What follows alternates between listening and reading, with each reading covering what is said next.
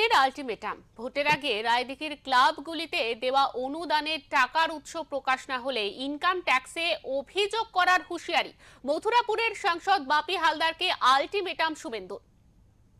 মথুরাপুরের সাংসদ বাপি হালদার গতকাল রায়দিঘি বিধানসভায় 51টি ক্লাবকে 10,000 করে টাকা আর ফুটবল দিয়েছে।